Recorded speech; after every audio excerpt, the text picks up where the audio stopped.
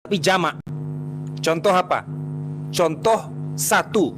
Itu belum selesai, belum pernah selesai itu. Ya, satu, aku dan Bapa adalah satu. Itu belum selesai. Lalu kemudian kata aku, lalu kemudian kata dia, lalu kemudian kata mereka. Mari kita uji. Kalau dikatakan bahwa Yesus dan Bapa dan Roh Kudus adalah satu yang tidak akan pernah terpisahkan, baik itu secara eksistensial atau secara esensial, baik secara fundamental atau secara hakikat, mari kita buka Yohanes 17 ayat 21, Bang Rudi. Di situ apa bunyinya? Ternyata yang satu itu bukan cuma Bapa, Yesus dan Roh Kudus.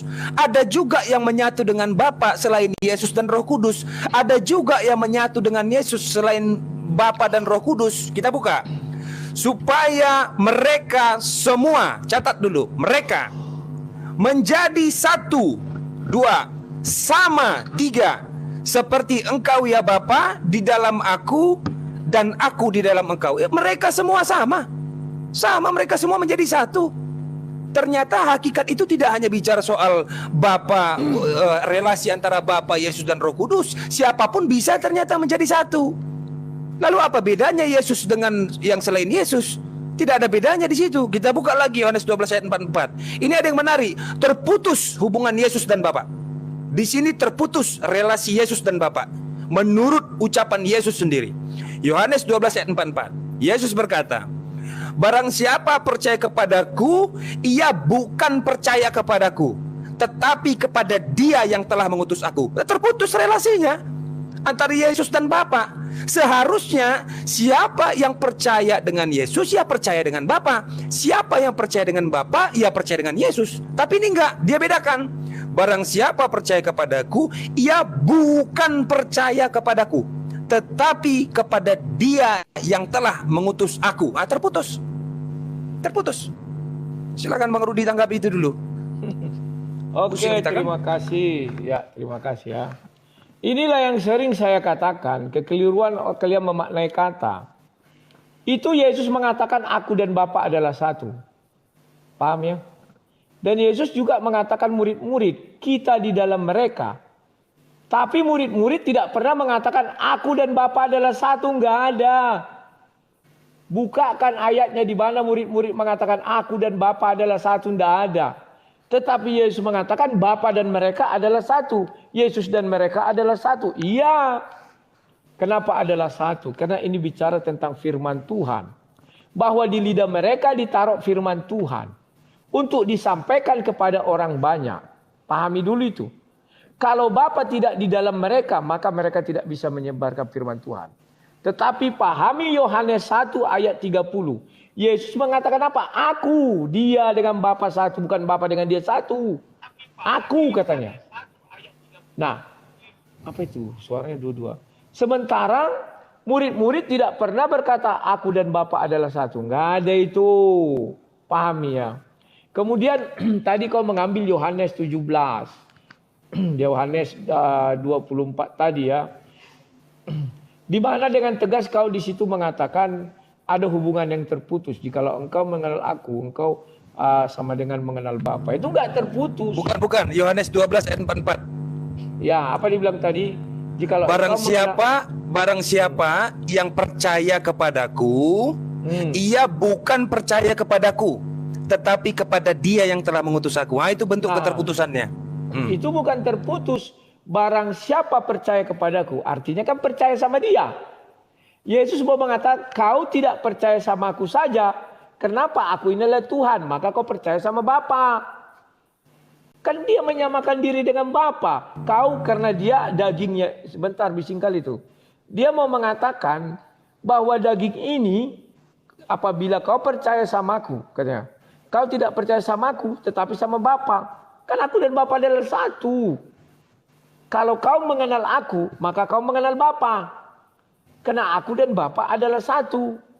Pahami dulu itu konteksnya. Jadi nggak ada yang terputus, ya. Dan hebatnya lagi di ajaran Kristen. Tolong dimatikan mic-mu karena bising kali. Saya perumpamakan begini. Ini. Saya berbicara kepadamu Maka kau mendengarkan suaraku dan kau bilang tadi apa? Bang Rudi atau Rudi. Kenapa kau mengatakan aku si Rudi? Karena suaraku itu bersama-sama dengan aku. Suaraku yang kau bilang si Rudi kan bukan aku. Kau nggak melihat aku misalnya begitu. Kayak akulah sama si Neflos. Ini yang paling cocok. Aku belum pernah melihat wajah si Neflos. Jadi ku panggil Neflos. Kenapa aku panggil namamu Neflos? Karena suaramu itu keluar dari si Neflos yang asli. Maka kau perkenalkan dirimu tadi, kita mulai. Namaku Neflos. Oke Neflos, ku bilang. Padahal aku tidak melihat wajahmu. Itulah Yohanes 1 ayat 1. Kemudian muncullah namanya Yesus ingin menunjukkan wajahnya di muka bumi. Maka firman menjadi manusia. Yohanes 1 ayat 14. Inilah dia. Inilah dia. Maka ini citra. Dan tadi siang aku sudah memperagakan sama si Umar. Bagaimana ketika Yesus dibaptis? Maka saya ambil citra saya ini, saya ambil handphone saya lagi. Namanya pejuang kertas. Itu saya isi suara, yang handphone saya ini hanya gambar. Suara saya matikan. Saya jelaskan. Ketika Yesus di dalam air, itulah gambar saya yang tidak bersuara. Mana ada Yesus menjawab waktu itu kan, ganti-gantian bicaranya. Nah, burung merpati yang mana? Itulah yang saya beri nama pejuang kertas, yang isinya hanya suara, gambar enggak ada. Ya, yang Bapa di surga mana? Itulah saya yang di rumah ini lagi duduk manis. 3. Selesai. Paham ya? Materi kami berbeda semua, yang satu digital, gambar berupa citra, yang satu berupa suara digital, yang satu lagi daging. 3 kami. Materinya enggak sama. Apakah citra saya adalah suara saya tadi? Materinya berbeda? Tidak. Apakah daging ini juga adalah suara saya? Tidak. Tetapi kami bertiga menyatu. Itulah namanya Tritunggal. 3 hakikat dalam satu pribadi. Nah, sekarang bagaimana? Kalau saya keluarkan ini, maka di hadapan kalian saya sudah mati. Saya tidak ada lagi. Kemana saya pergi? Baik gambar saya maupun suara saya kembali kepada saya yang asli. Dari sudut kalian saya mati. Tetapi ternyata saya masih hidup. Sudah menyatu semuanya. Bertiga di dalam surga. Ya. Paham itu? Silakan. Ya, jadi begini Bang Rudi. Saya ini nggak bisa kalau dikasih karya seni. Itu kan seni itu. Seni Bang Rudi saja itu. Bang Rudi ini kan salah satu seniman juga, bisa saya bilang, bahwa bisa membuat satu perumpamaan yang mana seolah-olah perumpamaan itu mendeskripsikan sesuatu. Padahal sebenarnya masih nggak ketemu. Saya kasih ya salah satu karya seni saya ya. Begini. Antara univokal dan equivokal. Kalau univokal, maka bukan 3 menjadi 1. Saya bisa bilang triliunan menjadi 1. Contoh, mulai dari zaman Adam sampai manusia terakhir, dia tetap 1. Apa namanya? Manusia. Apakah sama saya dengan Adam? Itu univokal. Kalau equivokal, terpisah antara Rudi sang debater dengan dagingnya. Sama halnya ketika tangan saya ini dipegang oleh orang, tangannya saja ya, dan dia tidak melihat tubuh saya, apakah bisa itu disebut dengan saya? Oh, nggak bisa. Itu tangannya saja. Itu tangannya saja. Maka tangan saya akan berkata bahwa tangan saya tidak akan bisa berbuat apa-apa melainkan atas kehendak tubuh saya. Sederhana sekali sebenarnya penjelasan itu. Itu yang pertama. Yang kedua, ada karya seni yang mantap untuk Bang Rudi ya. Perhatikan. Adam adalah manusia pertama yang diciptakan dari tulang. Ternyata Bible bilang Hawa itu manusia kedua. Salah, saya bilang. Kain dan Habel manusia ketiga. Salah, saya bilang. Semuanya manusia pertama. Apa buktinya?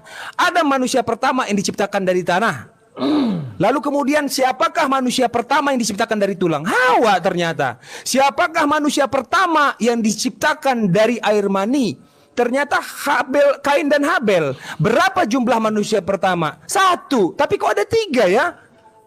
Itu namanya trik sulap. Itu karya seni.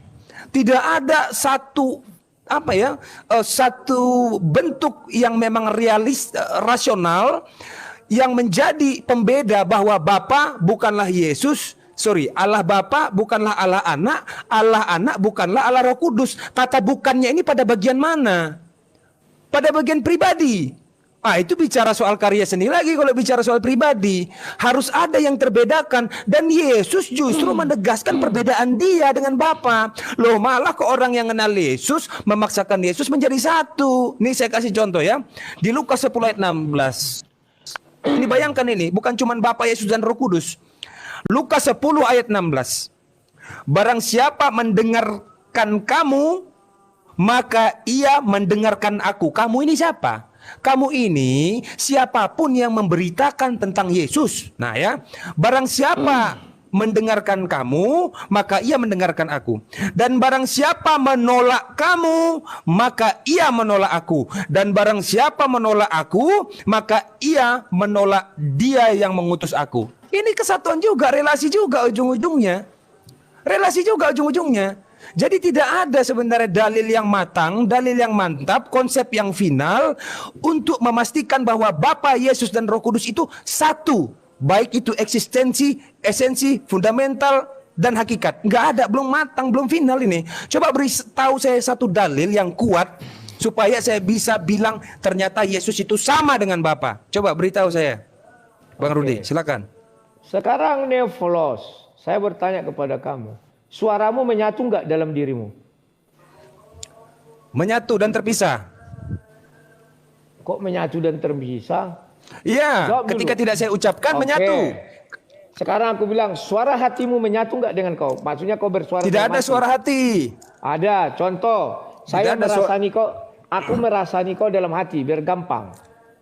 Misalnya aku bilang, misalnya Neofilos ini cerdas, tapi dalam hatiku, gitu aku bilang. Dia tidak layak disebut sebagai suara. Tidak memenuhi syarat sebagai suara. Itu pikiran namanya. Itu abstraksi, bukan suara. Tidak memenuhi syarat sebagai suara. Tidak berarti bisa. Pegang ya. Definisimu saat ini adalah suara gelombang ya. Betul, getaran. Ya, oke. Sekarang suara yang kau keluarkan ini berasal dari dirimu atau dari si Palen? Dari diriku. Nah, berarti dia itu kan milikmu. Suaraku ya milikku. Nah, maka aku panggillah dia Neofilos. Tidak aku panggil Valen. Betul. Ya sudah, suaramu keluar darimu bersama-sama kau. Suara itu kau ucapkan dari dalam dirimu adalah kau. Ya sudah, apalagi pusing kali memikirkan itu. Tetapi perbedaannya adalah aku memiliki kuasa, suaraku tidak. Suaraku itu sama sekali tidak punya kuasa melainkan datang dari apa yang aku perintahkan. Selesai. Siap. Berarti tenang dulu, aku lagi jawab ya, aku belum selesai. Tadi aku belum selesai. Kalau kau raja, suaramu punya kuasa enggak? Suara? Iya. Kau raja. Suara tidak punya. Raja yang punya kuasa, bukan suaranya. Kamu pernah enggak melihat kerajaan? Raja hanya mengirim surat dibacakan oleh orang sana. Rajanya enggak ada. Dibacakannya bahwa kita harus bayar pajak, semua bayar pajak. Raja lu. Suara raja, titah raja adalah raja itu sendiri. Kalau dibilangnya mati kau, mati orang. Perintah raja, bukan suara raja.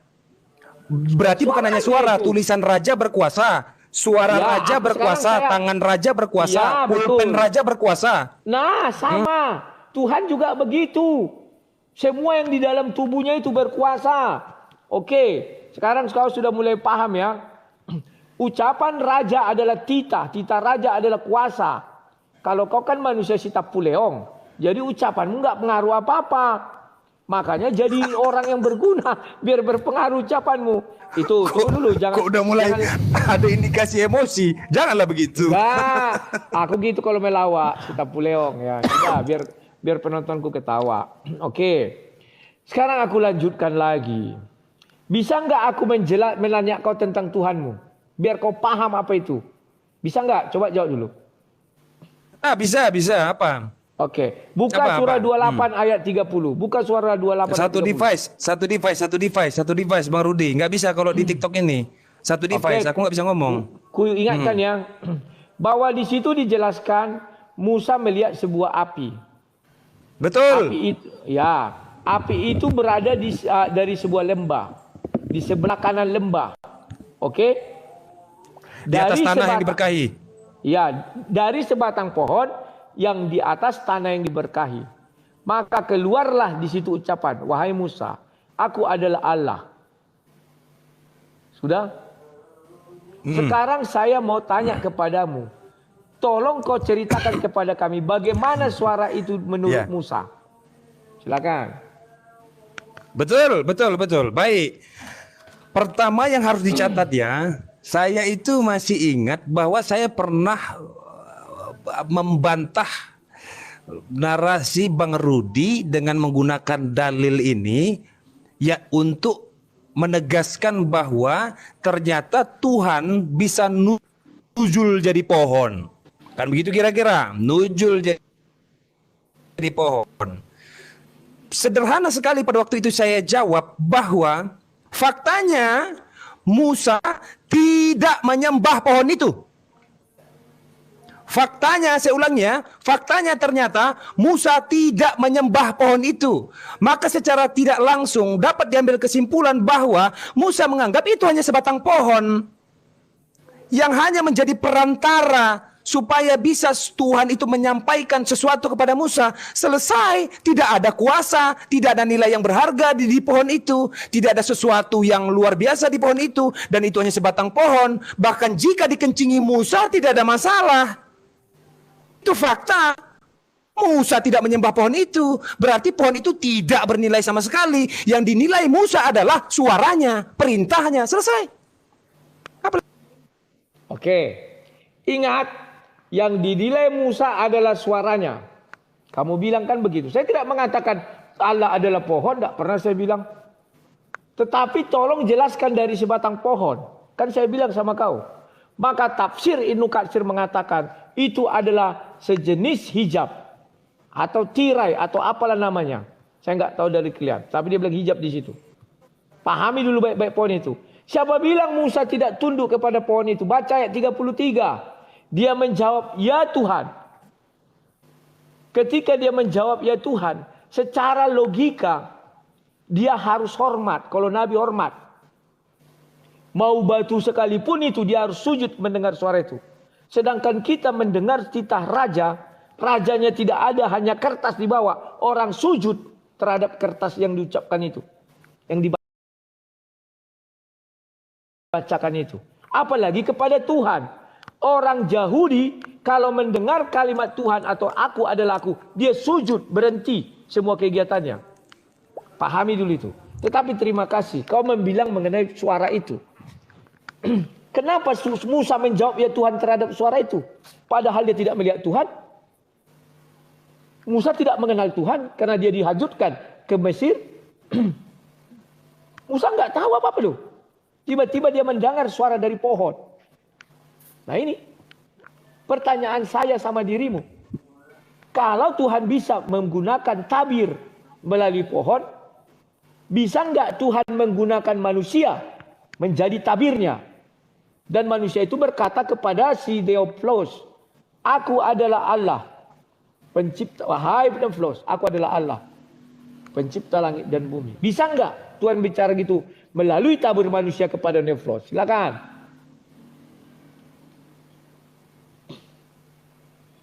Ya, suara saya putus-putus, Malim Umar. Enggak, Syekh. bagus. Suara saya putus-putus, Malim. Bagus, bagus suaramu. Tidak ada yang putus. Mungkin ini enak ini sebenarnya ini. Ini enak ini sebenarnya. Jadi begini ya, Bang Rudi ya. Kalau pertanyaannya, bisakah Tuhan? Bisakah Tuhan? Bisakah Tuhan? Catat bahwa kita semua sepakat Tuhan itu maha bisa. Bahkan jangankan dengan pohon ya, dengan rumput yang kecil yang sudah kering, daun kering yang sudah tidak berguna lagi bisa. Kalau hanya dijadikan perantara untuk menunjukkan kekuasaannya bisa. Tetapi Tuhan bukan menjawab pohon. Tuhan sedang menjawab, Musa bukan menjawab pohon. Musa menjawab Tuhan. Ya, saya kasih contoh. Seandainya begini ya. Kalau Bang Rudi ini sekarang ada di layar handphone saya. Kalau saya pukuli handphone saya tepat di wajah Bang Rudi, kira-kira itu sopan atau tidak? Sopan atau tidak? Ya tetap sopan.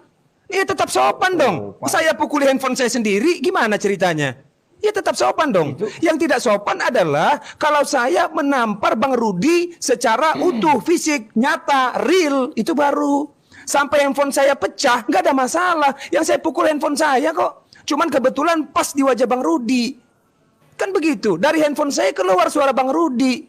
Mau saya ludahin handphone saya nggak ada masalah. Kan begitu. Kecuali Bang Rudinya yang saya ludahin. Ya saya jelas-jelas itu bersalah sekali. Maka itu analogi sederhana bahwa Musa tidak menyembah pohon itu. Bahwa Musa tidak menjawab pohon itu. Musa hanya menyembah Tuhan. Musa menjawab suara Tuhan. Selesai.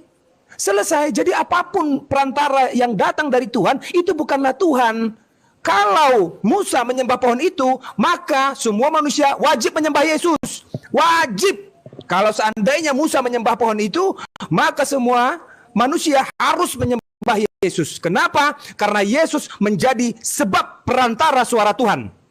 Harus menyembah Yesus. Tapi faktanya apa? Musa nggak menyembah pohon. Makanya jangan menyembah Yesus. Karena Yesus hanya menjadi asbab perantara suara Tuhan. Halas, selesai, tamat, the end. Selesai, finish. Oke, ku jawab.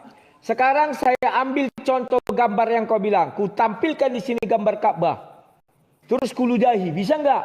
Orang yang ku ludahi HP ku kok. Nggak bisa. Ku berai bisa nggak? Nggak bisa sekalipun HP ku. Yang ku ludahi, yang ku berai nggak bisa. Ada namanya etika. Ada namanya norma. Yang harus kita perhatikan. Demikian juga berhadapan dengan Tuhan. Musa ketika mendengar suara itu Tuhan. Tak mungkin dia petang-peteteng seperti ini. Ya Tuhan, apa Tuhan? Nggak bisa. Musa pasti hormat, tunduk dan taat.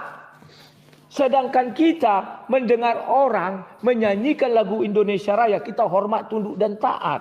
Apalagi kepada Tuhan. Kalau di Cina kau atau di Korea Utara, orang menyanyikan lagu kebangsaan, kau petitang-peteteng gini, kena tembak dor kau mati. Apalagi kepada, jangan ketawa dulu dong, Umar. Umar, kita ini kan apa? Apalagi kau berbicara kepada, disclaimer dulu ya, mohon maaf. Tidak aci lapor-lapor polisi, tidak aci tangkap-tangkap. Wah, kan ini andalan luar ini. Ya. Jadi kau perhatikan ucapanmu baik-baik. Tidak bisa kau menyulut-nyulut seperti itu. Kau bilang ada fotoku, kau ludahi. Coba foto video presiden, kau video call dengan presiden, kau ludahi. Kalau nggak diciduk kau. Apalagi Tuhan. Tuhan hadir di hadapan si Musa. Musa nggak tahu Tuhannya di mana. Mana tahu Musa ada Tuhan di situ. Tapi karena ada suara, hai Musa, aku adalah Tuhan. Maka Musa sujud. Berarti kalian harus sujud kepada Yesus. Memang kami sujud menyembah Yesus. Gimana sih? Semua orang yang beriman kepada Yesus, sujud menyembah Yesus. Lah, kalian berarti sujud menyembah apa? Selama ini kalian sujud juga kan? Sujud menyembah namanya itu. Kepala sampai ke tanah.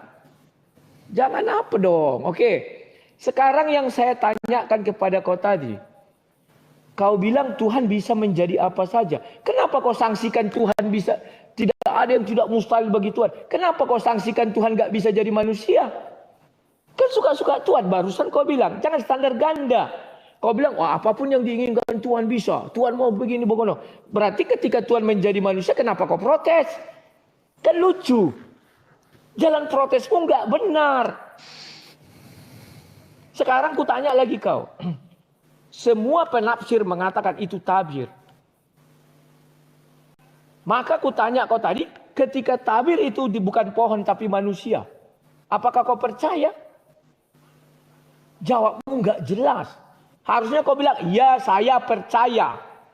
Karena Tuhan bisa hadir dalam bentuk apapun. Dalam tabir apapun. Karena pohon aja bisa. Apalagi manusia. Apa lebih terhormat pohon daripada manusia? Pertanyaan saya dulu. Kalau kau merasa pohon itu lebih terhormat, lebih mulia dari manusia. Kenapa Tuhan mengatakan makhluk yang paling sempurna adalah manusia? Kenapa Tuhan sampai menyuruh si Adam untuk sujud, menyuruh iblis, malaikat untuk sujud kepada si Adam? Coba pikirkan. Musa saya percaya kalau dalam Bible memang Musa sujud. Hormat kepada pohon itu karena ada kata suara Tuhan di situ. Kalau kalian nggak tahu, datang suara Tuhan petetang-petetang kayak gini. Nggak ada. Ya Tuhan, ada apa? Nggak bisa.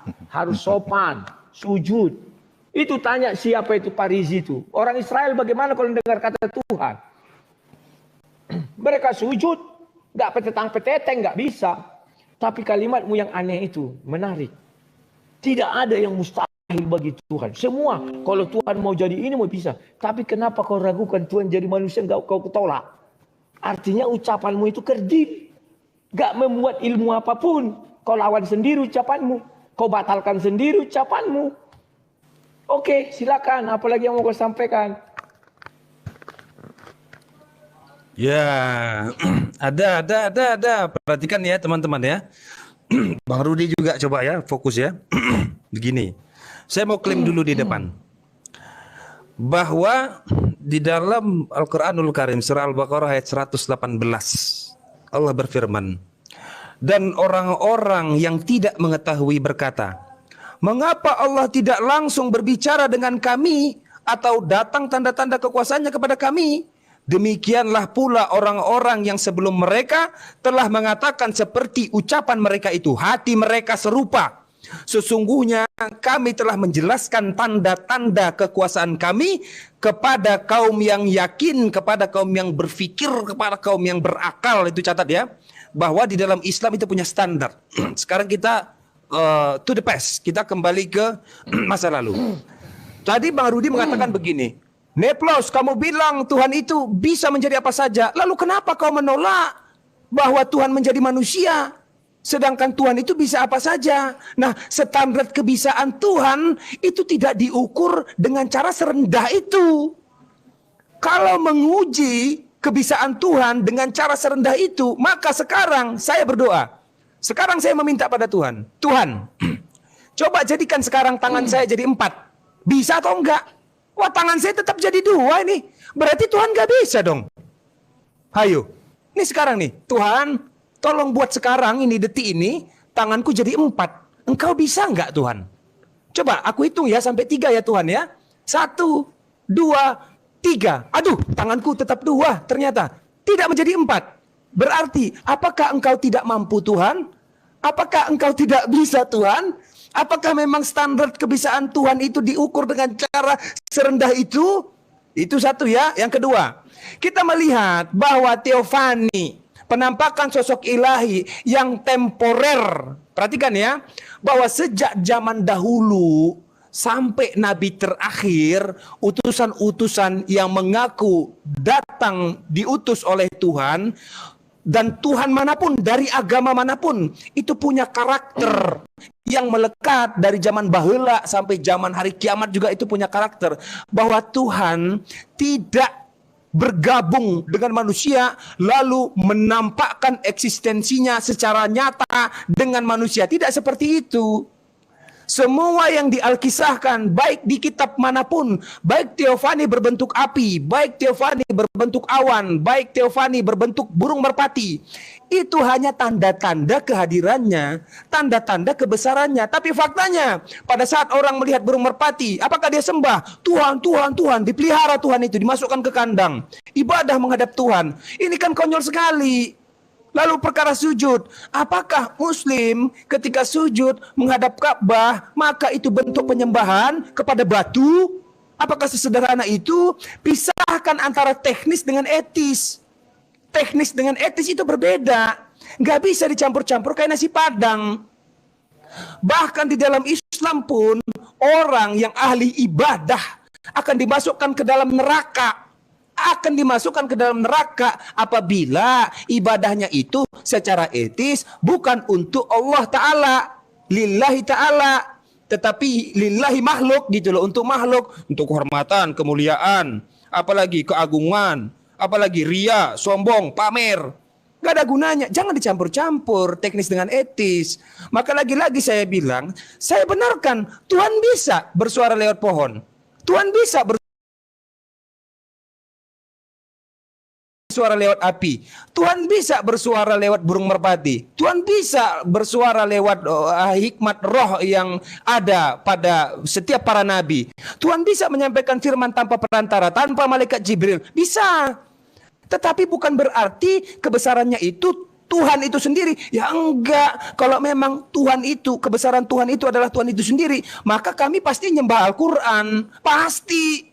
Itu bentuk kekuasaan Tuhan yang paling nyata. Harusnya kami sembah itu Al-Quran. Orang Tuhan kami teofani menjadi Al-Quran. Suaranya teofani menjadi Al-Quran. Inkarnasi menjadi kertas, menjadi tulisan. Harusnya kami sembah. Tapi enggak. Kita berbeda standar dalam hal ini. Bahwa kita memastikan tidak ada yang pernah melihat Bapa, mendengar suaranya pun tidak. Itu bentuk penegasan bahwa Tuhan yang sebenarnya, Tuhan yang sesungguhnya, pencipta yang asli, tidak akan pernah bisa kalian lihat, tidak akan pernah bisa kalian saksikan. Melainkan yang kalian lihat, yang kalian saksikan, yang kalian dengar adalah tanda-tanda kekuasaannya. Termasuk Yesus Kristus. Haleluya. Nah itu dia. Silakan. Oke, terima kasih. Aku geli kali melihat kalian ya. Selalu mengatakan Tuhan tidak mau menunjukkan apa eksistensinya dengan cara yang hina, yang lemah. Hey bro, Tuhanmu baca surah 6 ayat 116. Ya. Surah 6 ayat 101. Dia tidak beranak karena tidak punya istri. Itu satu menunjukkan apa? Kekurangan. Masa harus punya anak, harus punya istri? Sedangkan Maryam tidak punya suami, bisa punya anak. Dia tidak beranak. Kalau beranak sama dengan makhluk. Kalau tidak beranak juga sama dengan makhluk. Kalau beranak seperti manusia, hewan. Kalau tidak beranak seperti batu, sama-sama makhluk. Pahami kalian dulu kalimat-kalimat itu. Kalian nggak paham apa yang kalian ucapkan. Sudah. Kemudian kamu mengatakan bahwa Tuhan bisa bercakap langsung. Ya kalau sudah kau bilang bisa, kenapa kau ragu? Tuhan datang ke dunia. Ya, kalau kami firman menjadi manusia, firman menjadi kitab suci, nggak ada itu. Tetapi dituliskan. Kalau menjadi itu menjadi langsung. Mana ada ujuk-ujuk firman langsung tuh jadi buku turun jatuh dari langit? Tidak ada. Hanya 10 Ten Commandment, 10 perintah Tuhan itu yang ditulis Tuhan dengan tangannya langsung. Pahamilah setiap ucapan kalimat kalian. Kalian tidak paham yang kalian ucapkan ya. Kemudian kamu bilang sujud. Saya tidak mengatakan kalian menyembah batu atau menyembah Tuhan batu. Enggak saya katakan itu tuh. Saya katakan apa definisi sujud menurut kalian? Apakah sujud itu menyembah? Ataukah sujud itu memberi hormat? Saya nggak tahu. Tetapi faktanya, kalian gagal bertuhan. Kalian gagal berhadapan dengan Tuhan. Kalian gagal memohon kepada Tuhan apabila kalian memantati Ka'bah itu. Gagal. Dianggap tidak sah doa kalian, artinya tidak didengar Tuhan, dia tidak kenal kalian. Maka dibuat satu peraturan, harus ke sini kalian menghadap. Pahami dulu itu. Sementara kau katakan Tuhan itu serba maha. Kalau maha, kenapa harus menghadap ke sana? Jadi lemah dong. Orang aku menghadap ke sana Tuhan. Maaf dulu. Al-Quran menjelaskan. Allah SWT hanya tahu timur dan barat. Utara selatan tidak kenal. Jangan kau tambah-tambahi. Kau buka di Quran itu. Mana ada utara dan selatan. Yang ada timur barat. Maka itu kalian harus menghadap ke sana. Karena bumi kayak datar. Kalau bulat berputar. Setelah kau bisa memahami itu. Baru bisa kau memahami Yesus Kristus. Sebelum kau bisa memahami itu, kau nggak bisa memahami Yesus Kristus. Sekarang ku tanya dari kau dengan gagah berani, wah Tuhan bisa apa saja yang mau diinginkannya. Begini, ketika dia datang sebagai pohon, kau nggak protes. Tabir itu digunakannya pohon, kau nggak protes. Sekarang tabir digunakan manusia, kau protes. Kan lawak. Padahal sama-sama keinginan Tuhan, suka-suka Tuhan. Bisa kita atur Tuhan? Nggak bisa. Pahami dulu itu. Kemudian, tadi banyak kali kau bilang apa lagi nih? Tuhan bercakap-cakap lo langsung dengan Musa. Nggak pakai perantara-perantara itu. Baca surah 19 ayat 52. Surah Maryam ayat 52. Jelas dikatakan. Sama. Dari sebatang pohon. Kalau di situ tafsir Ibnu Katsir. Dari semak api.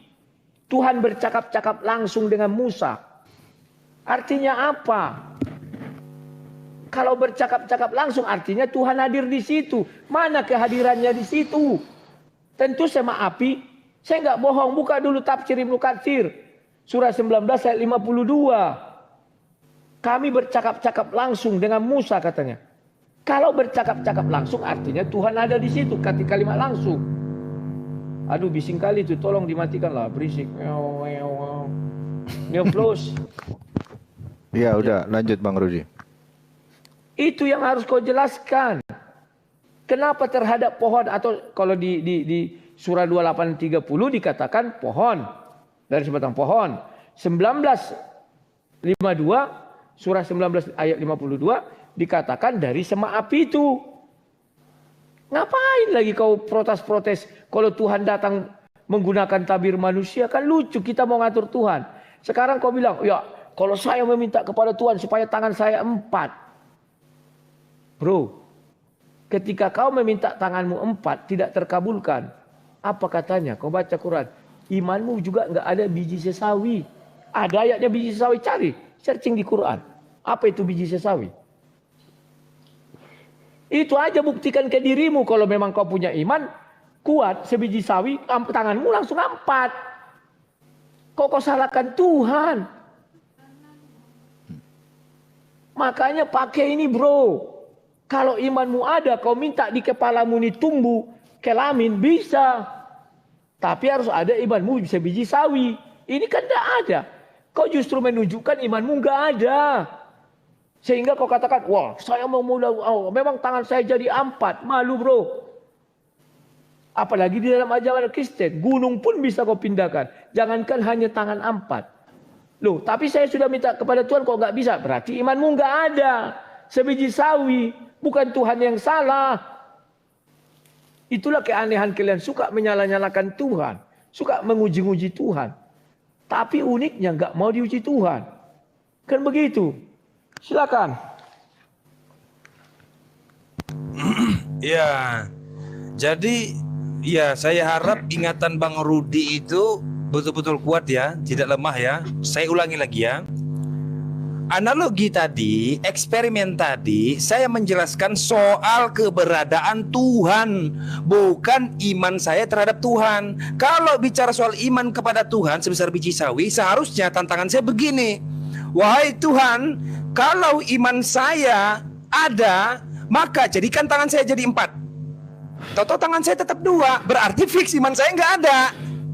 Tetapi yang tadi saya minta adalah, Tuhan, kalau kau memang ada, kan begitu, kalau kau memang kuasa, coba buat tangan saya jadi 4. Ternyata tangan saya 2. Apakah Tuhan gak ada? Apakah Tuhan itu gak kuasa? Itu logika sederhana sebenarnya. Cuman Bang Rudi sepertinya gak tahu ya. Bahkan memaknai kata analogi sederhana itu pun tidak mampu. Itu yang pertama. Yang kedua, saya kasih analogi lagi ya.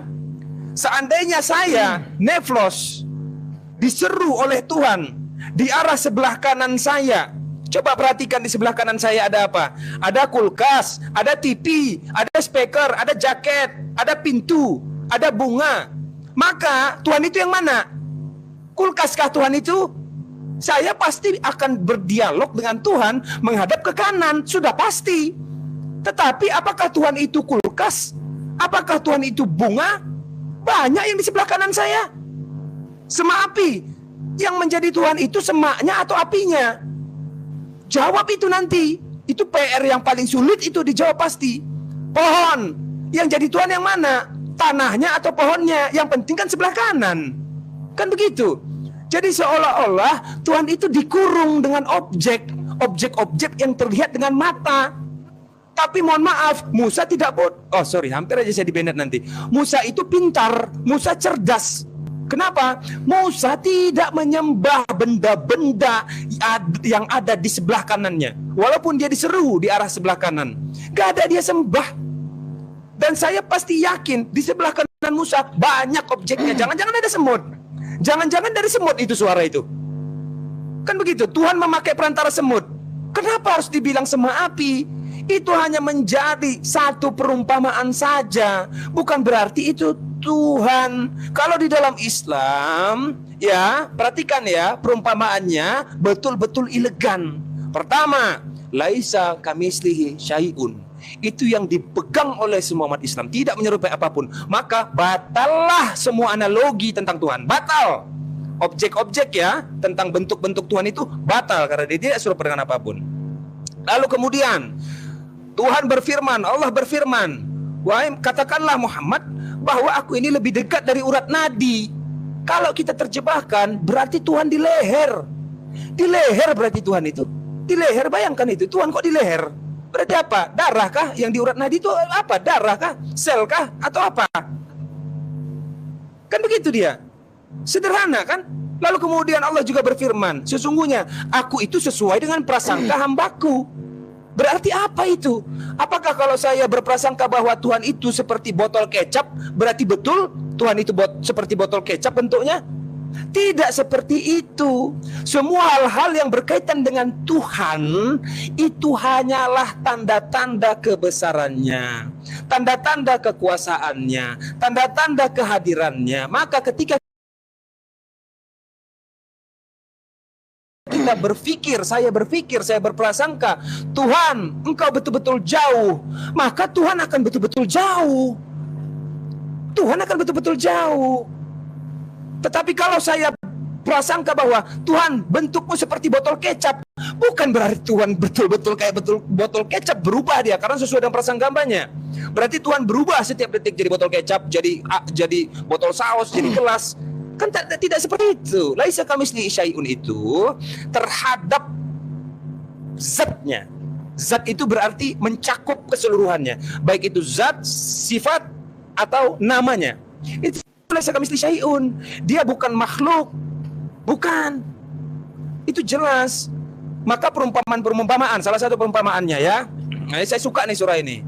Innama mathalul hayatud dunya kama in anzalnahu minas sama fakhtalata bihi nabatul ard mimma ya'kulun nas wal an'am hatta idza akhadatil ardu zukrufaha wa zayyanat wa zanna ahluha annahum qadirun 'alayha ataha amruna laylan aw naharan faj'alnaha hasidan ka'an lam taghna bil ars kadzalika nufassilul ayati liqaumin yatafakkarun.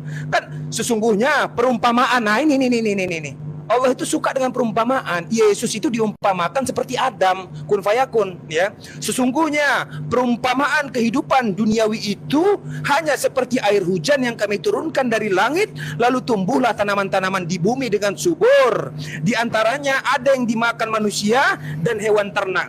Hingga apabila bumi itu telah sempurna keindahannya dan berhias, dan pemiliknya mengira bahwa mereka pasti menguasainya, tiba-tiba datanglah kepada mereka azab kami pada waktu malam atau siang. Lalu kami jadikan tanaman-tanaman itu seperti tidak pernah tumbuh sama sekali. Demikianlah kami menjelaskan tanda-tanda kekuasaan kami kepada orang-orang yang berfikir. Lagi-lagi tanda-tanda. Lagi-lagi tanda-tanda. Kita lihat dulu bahwa kalau memang Tuhan itu datang tidak menggunakan tanda-tandanya, tapi memang betul-betul kehadirannya, di Bible juga dikatakan tidak akan mampu. Di Al-Quran juga dikatakan Musa tidak akan mampu, hancur bumi ini semua, hancur langit ini semua. Kalau memang betul-betul Tuhan itu datang, maka dia datang dengan kekuasaannya. Sudah selesai ini sebenarnya, sudah final ini. Yesus itu bagian dari kekuasaan Tuhan. Maka ketika Tuhan memberikan kuasa kepada Yesus, wajar Yesus bisa menghidupkan orang mati. Ya bisa lah pakai kuasa Tuhan. Gimana ceritanya? Wajar saya bisa jalan di atas air. Ya pakai kekuasaan Tuhan. Bagaimana ceritanya? Dan semua nabi-nabi, semua utusan-utusan itu, keajaiban-keajaiban itu pakai kuasa Tuhan, ya wajar lah. Tapi kok itu yang jadi Tuhan? Heran saya. Kok malah itu yang dianggap ini Tuhan, ini fix ini Tuhan. Wah, gimana ceritanya? Padahal Tuhan sendiri ngomong, Yesus telah diberi kekuasaan di bumi ataupun di sorga. Coba dulu, diberi dia kekuasaan di bumi ataupun di sorga.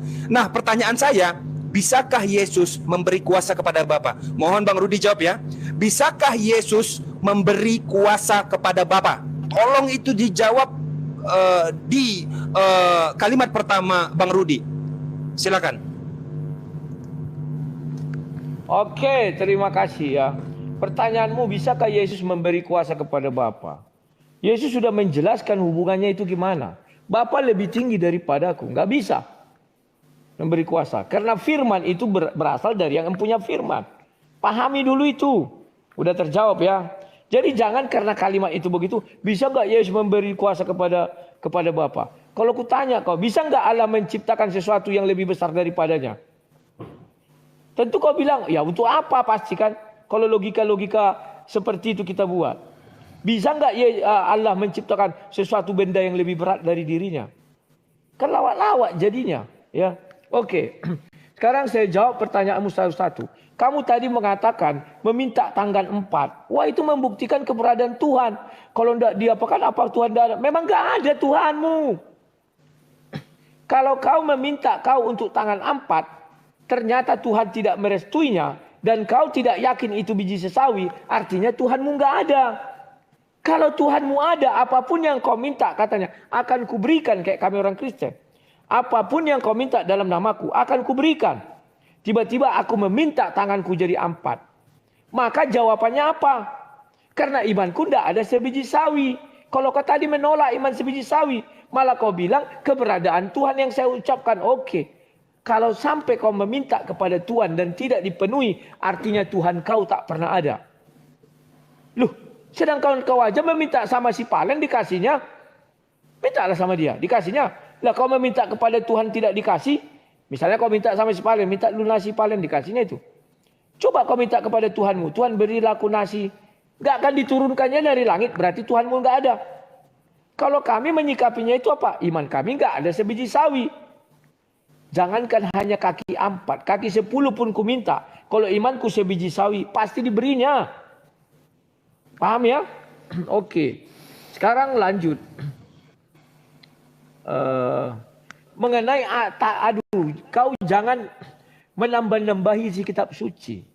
Kau bilang bisa saja suara itu dari semut. Karena dikatakan di lembah, alah. Tafsir Ibnu Katsir mengatakan dari sebatang pohon. Tafsir Kemenak mengatakan dari pohon itu. Dari semak api itu kata Ibnu Katsir di surah 19 ayat 52. Di surah 28 ayat 30 dikatakan dari sebatang pohon. Gak ada dari semut. Kok tambah kau rendahkan kali Tuhanmu. Sampai-sampai dari semut kau iakan bisa dia bersuara. Dari manusia gak bisa. Kenapa kalian menolak manusia? Sementara semut kau bilang bisa. Tuhan berbicara melalui semut. Tuhan berbicara dari pohon. Dari manusia nggak bisa. Kan lawak. Tuhan yang macam mana sekarang yang di kepalamu itu? Kok jadi rendah sekali Tuhan kau buat? Dari semut bisa. Dari pohon bisa. Dari kulkas bisa kau bilang tadi. Bisa jadi berapa alat situ misalnya 6. Bisa jadi dari salah satu alat itu. Tetapi dari manusia kau nggak mengakui. Lucu. Termehek-mehek lah kau. Ya, ini Tuhan tidak serupa kau bilang dengan apapun juga. Tuhan sendiri sudah mendefinisikan dirinya. Dia tidak beranak dan tidak diperanakkan. Apa susahnya kalau beranak sama dengan makhluk? Kalau diperanakkan sama dengan makhluk, yakni manusia. Berarti dia tidak diperanakkan adalah Tuhan. Tidak beranak adalah Tuhan. Batu tidak beranak, tidak diperanakkan. Makhluk juga. Gimana sih definisi-definisi yang kau buat? Bingung aku lihat kau. Dia tidak bisa punya anak kalau tidak punya istri. Bagaimana dia punya anak sedangkan dia tidak beristri? Lah, Maria nggak punya suami bisa punya anak. Kan itu makhluk itu. Jadi definisi-definisi yang dibilangkan mengarah kepada makhluk. Dia mengumpamakan dirinya bukan makhluk tapi menggunakan standar makhluk. Gimana sih Tuhan tidak bisa digambarkan? Buktinya dijelaskan. Bisa digambarkan kok. Kan dia sendiri menyebut-nyebut itu semua. Tuhan memperkenalkan dirinya. Ini loh aku, begini loh, begini. Terus ini.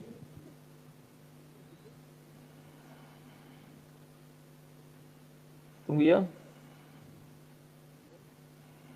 Berapa ini?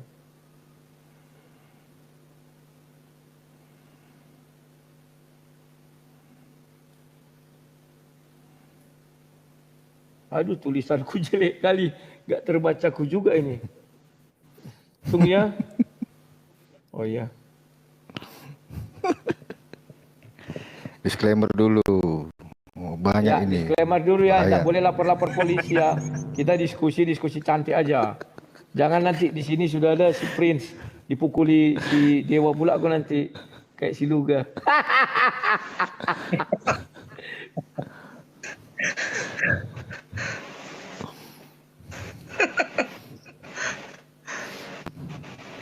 Oke, itu aja lah dulu yang bisa ku sampaikan. Ya, Silakan. oke, Kalau yang mau kau sampaikan. aku lanjut dulu. Oke, Bang Rudi ya.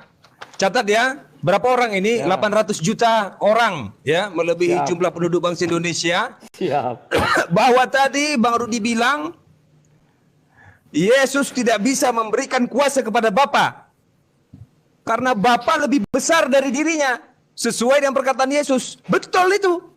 Betul. Baik, ketika dia menganalogikan bahwa bisakah Tuhan menciptakan kau jadi batu? Bisakah Tuhan itu menciptakan yang serupa dengan dia? Bisakah Tuhan itu mati? Kan begitu. Kalau nggak bisa berarti Tuhan tidak maha kuasa. Baik, kalau dia pakai trik sulap itu ya. Saya pakai trik sulap yang ada di Yohanes 5 ayat 30. Perhatikan ya. Yesus berkata begini, Bang Rudi. Aku tidak dapat berbuat apa-apa dari diriku sendiri. Aku menghakimi sesuai dengan apa yang aku dengar. Sebab aku tidak menuruti kehendakku sendiri, melainkan kehendak Dia yang mengutus aku. Coba saya tanya sama Bang Rudi. Boleh atau tidak? Ini boleh atau tidak ya? Bisa atau tidak? Kalau kata aku itu diganti dengan Bapa. Ya, contoh begini. Bapa tidak dapat berbuat apa-apa dari dirinya sendiri. Bapa menghakimi sesuai dengan apa yang Bapa dengar. Sebab Bapa tidak menuruti kehendaknya sendiri, melainkan kehendak Yesus. Bisa atau tidak? Kalau sama, bisa harusnya. Secara hakikat. Kena di sini. Kenapa nggak bisa? Jangan bicara pribadi, ini bicara kuasa. Ini bicara hakikat. Orang Yesus sudah diberi kuasa kok. Pertanyaannya adalah, Yesus bisa tidak memberi kuasa? Nggak bisa, kata Bang Rudi. Baik, nggak usah memberi kuasa. Boleh tidak Yohanes 5 ayat 30 ini? Bahwa Bapa tidak bisa berbuat apa-apa, melainkan atas kehendak firman. Melainkan atas kehendak Yesus. Bisa nggak? Nah, saya singkat saja saya. Silakan Bang Rudi dijawab. Biar Oke, nggak lama terima kita kasih. tiktokannya. Siap.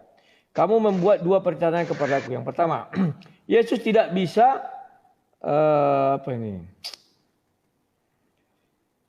tidak bisa memberi kuasa kepada Bapa. Kan sudah kujelaskan Yesus itu firman Tuhan. Firman Tuhan tidak bisa memberi kuasa kepada Tuhan. Lah yang mengeluarkan firman itu adalah Bapa. Loh kok ketawa?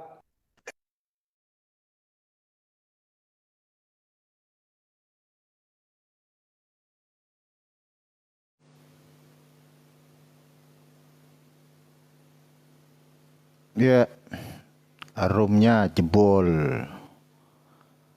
Bentar ya. Bentar. Roomnya rungkat. Wala Ya, Bu. bentar ya kawan-kawan, saudaraku sekalian, kita tunggu. Beginilah kelemahannya TikTok itu. Lagi asik-asiknya tiba-tiba gangguan begitu. Ya, biar dinaikkan lagi. Sabar. Kita tunggu sebentar ya. Sabar. Ya, sabar. Satu-satu. Bung Valen. Ada logo close mic. Ada. Si Palen melempar semua. Apa maksud? Enggak, biasalah. Kalau udah ini pasti ada aja gangguan. Oh, gangguan bencana. Oke. Kenapa Iya, tadi, Bang Umar? Biasa. I love you TikTok. Oke, lanjut. Tunggu. Sabar ya. Tunggu. Bisa kencing pula. Oke, Palen. Ku lanjutkan Palen ya. Iya, lanjut Bang Rudi. Ya. Pertanyaannya tadi ada. Iya. Pertanyaannya tadi ada dua. Yang pertama, dia bertanya begini. Yesus tidak bisa memberi kuasa. Memang nggak bisa. Kan aku bilang konsep Yesus itu kalian sering keliru. Aku dan Bapa adalah satu katanya. Bukan Bapa dan aku adalah satu. Tidak. Yesus yang menyatu kepada Bapanya, bukan Bapanya yang menyatu kepada Yesus. Pahami dulu itu. Yesus itu adalah firman Tuhan yang menjadi manusia. Pahami dulu itu. Sebelum dia menjadi manusia apa? Ya firman. Firman itu siapa yang mengeluarkan? Bapa. Kalau kau mau membilang itu artinya Bapa memberi kuasa kepada dirinya sendiri. Bisa. Kan suka-suka dia. Makanya kalau di dalam Bible kau lihat, Bapa di sorga bersumpah atas dirinya sendiri. Tidak pernah bersumpah atas kuda, atas bintang, bulan. Karena itu rendah. Atas dirinya sendiri dia bersumpah. Bisa. Kemudian. Berarti yang berkuasa satu atau dua? Diam Bang Rudi, dulu. berarti yang berkuasa satu atau dua? Singkat dijawab. Diam dulu. Yang berkuasa 3.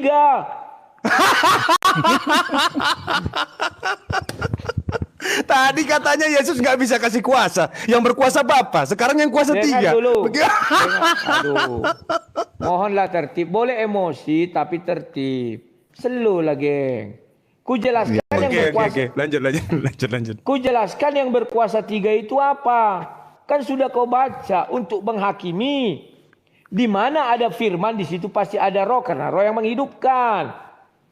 Di mana ada firman artinya ada Bapa, kan sudah ku jelaskan. Untuk dunia ini dia berkuasa. Baca Ibrani 1 ayat 2.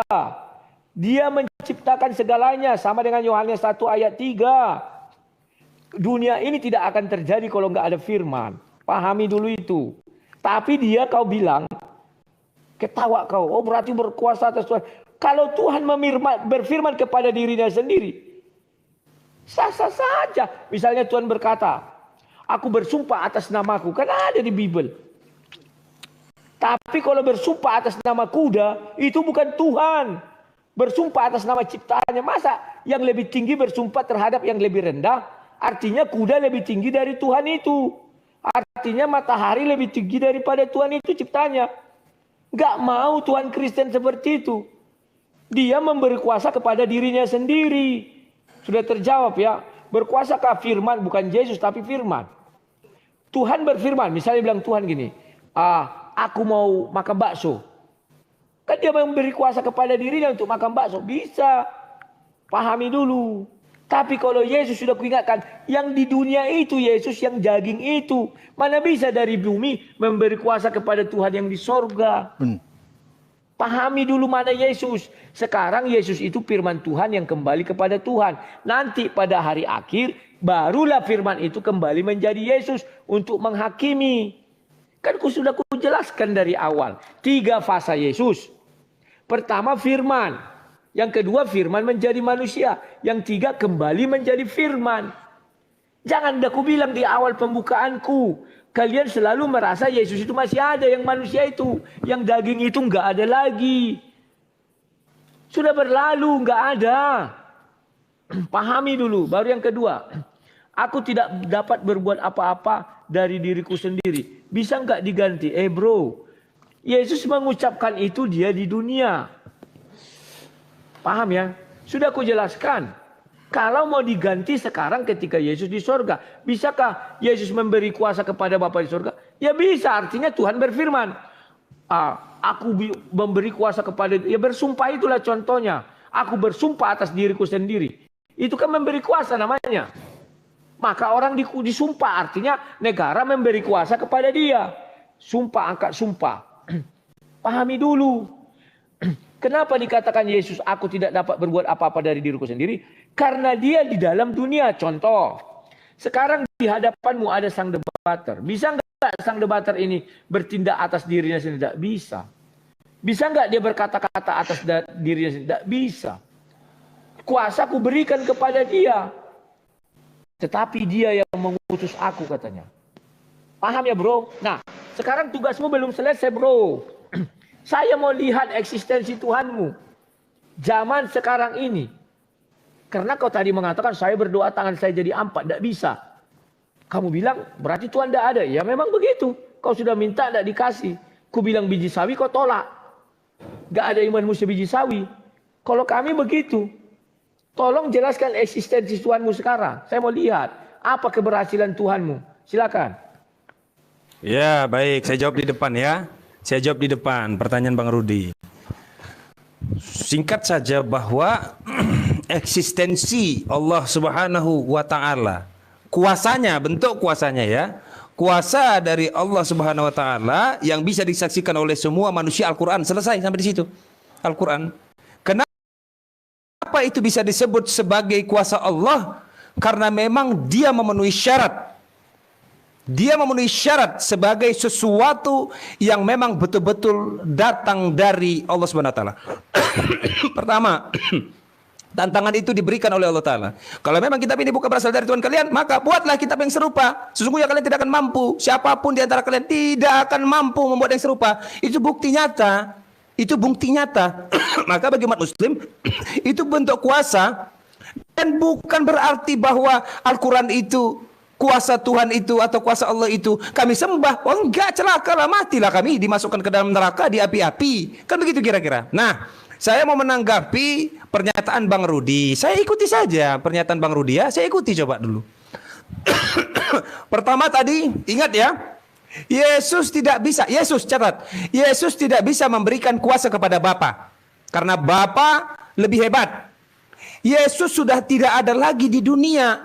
Yesus itu adanya di sorga. Nanti dia datang lagi. Baik, berarti itu bentuk penegasan bahwa kemanusiaan Yesus yang ada di dunia itu tidak memiliki kuasa sama sekali. Melainkan itu adalah kuasa Bapa.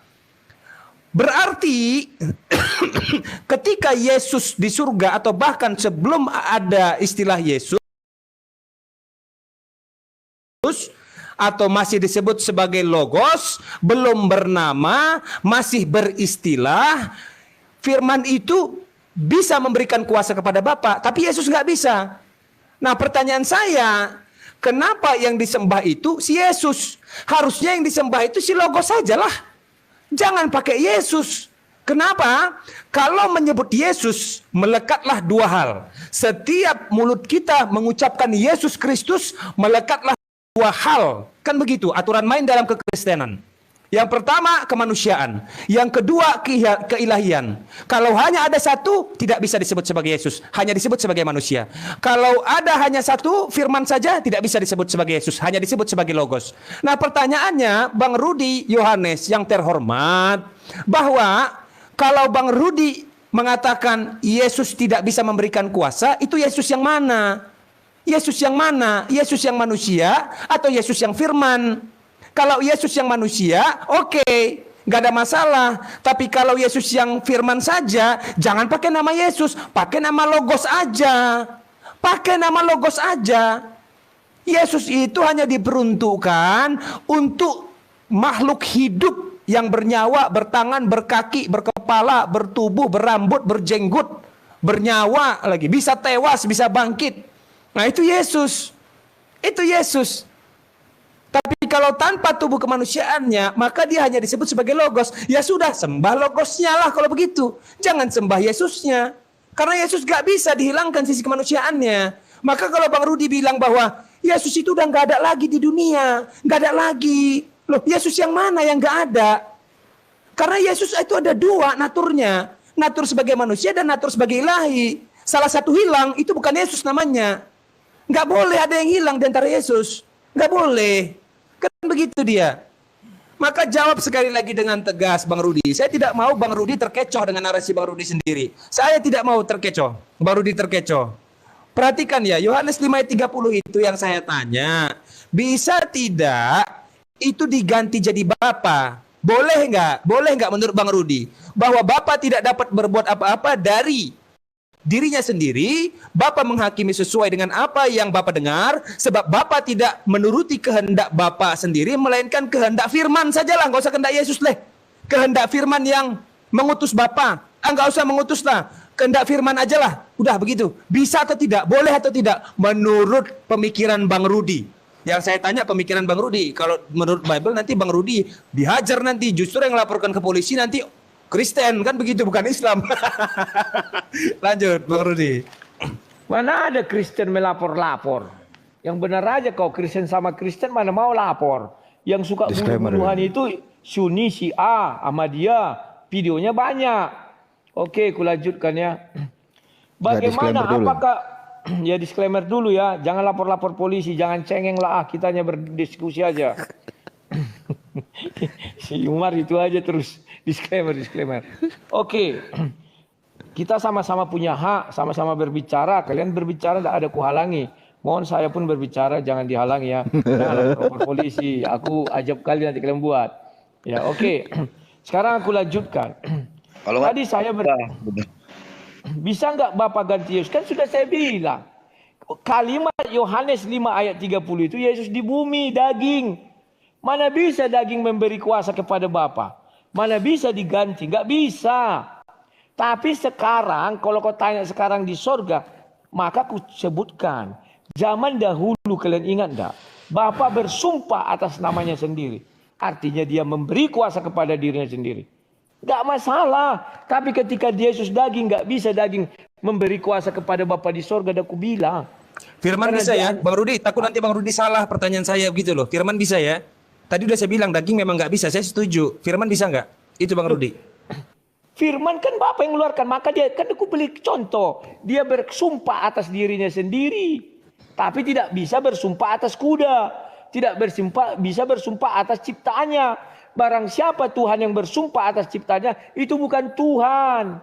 Orang ciptaan lebih rendah. Masa dia bersumpah atas yang lebih rendah, artinya dia menyembah itu kuda. Loh, kita bersumpah di pengadilan atas nama Tuhan. Kenapa? Tuhan itu lebih tinggi dari kita. Dia pencipta langit dan bumi. Maka kita harus bersumpah sama dia karena dia yang menghakimi kita. Ujuk-ujuk datang Tuhan. Bersumpah atas nama kuda. Memalukan. Artinya dia lebih rendah dari kuda. Pahami dulu itu kalimat saya tadi. Oke? Sekarang saya bahas mengenai pernyataanmu. Kamu saya tanya apa bukti eksistensi Tuhanmu? Kamu jawab apa? Al-Quran. Sekarang tantangan Tuhanmu misalnya kami terima. Siap nggak kalian? Suruh seluruh umat Islam dunia membuat sebuah pernyataan. Apabila kami bisa membuat kitab melebihi itu, tidak perlu bunuh-bunuhan. Tidak perlu lapor polisi. Tidak perlu datang kalian mempersekusi orang. Damai saja kita. Sebentar kami buat. Tidak sampai setahun. Percaya saja. Tetapi karena dilindungi dengan ada perintah-perintah lain, berarti dia kafir. Dia sudah menghina Tuhan. Maka ini dan itulah yang terjadi. Ngapain kami ikuti itu? Sayembara itu. Orang kami leher kami akan penggal. Bagus tak usah kami hina Tuhan kalian. Ngapain? Jangan makanya di Alkitab jangan cobai Tuhanmu. Kau kan mau mencobai Tuhanmu. Kau bacakan ayat itu semua supaya ada orang yang bisa menyaingi ayat itu. Jangan cobai Tuhanmu, aku bilang. Dulu ingat ya, saya pernah menasihati orang ketika tanpa ragi dulu ingin mati. Oh, Tuhan kami besok malam pasti mati. Jangan kau cobai Tuhanku, aku bilang. Besok dia enggak mati kawan. Kalah berarti Tuhanmu, aku bilang. Jangan cobai. Yesus tidak bisa memberi apa ini? Cewek pula tertulis. Kok jadi cewek? Udah lupain Ica dulu lah Bang Rudi. Tunggu dulu. Tidak bisa memberi kuasa. Oh ya, Yesus tidak bisa memberi kuasa. Yesus yang di bumi memang nggak bisa memberi kuasa. Aku jelaskan. Tapi firman Tuhan memberi kuasa kepada Tuhan bisa. Orang yang berbicara Tuhan sendiri kok. Maka aku bilang contohnya dia bersumpah atas nama dirinya sendiri. Sudah? Nah, sekarang kau bilang Yesus itu berarti yang daging itu sudah tidak ada. Berarti sekarang namanya Logos. Nggak bisa begitu. Yesus yang sekarang sudah menggunakan tubuh kemuliaan. Bukan daging lagi.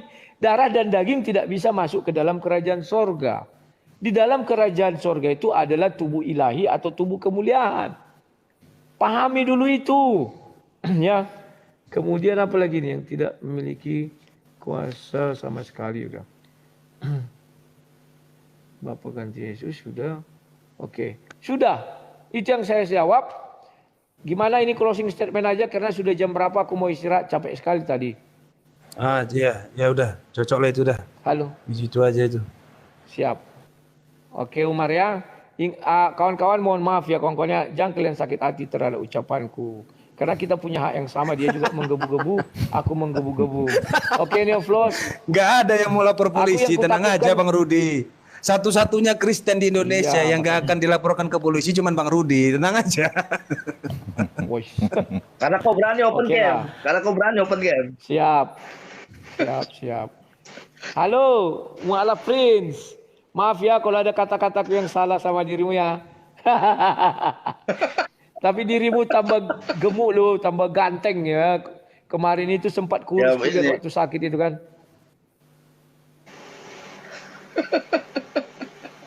Yang penting kita sehat-sehat saja lah. Siap. Sudah aman sekarang ekonomi ya. Sudah mulai punya kafe kuliah. Alhamdulillah.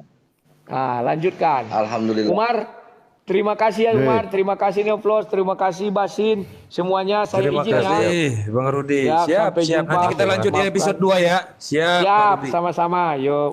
Siap.